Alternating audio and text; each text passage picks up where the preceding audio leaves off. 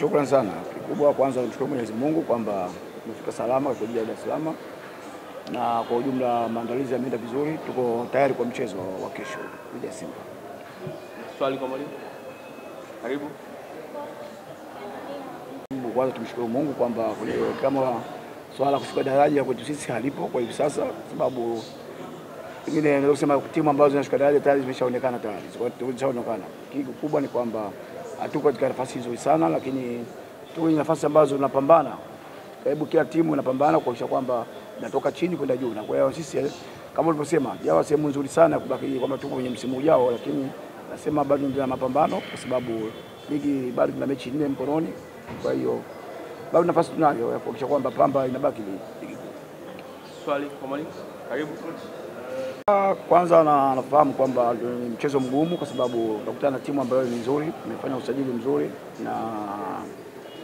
na heshima kwa hilo, lakini kikubwa ni kwamba na sisi pia tuna timu nzuri, tunaandaa vijana vizuri. Basi naamini kwamba kesho kama watafanya yale ambayo tumewaelekeza, watu wategemea kuona mechi moja nzuri. Hakuna kingine.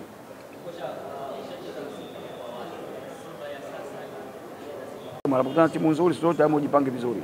Sababu Simba kwamba wanacheza mpira mzuri, wana speed nzuri. So tumejipanga kukabiliana kwa hilo. Lakini nasema kwamba tunakutana timu nzuri na sisi tumejipanga kwa kwamba watu wanakuja kesho uwanjani waone mpira mzuri.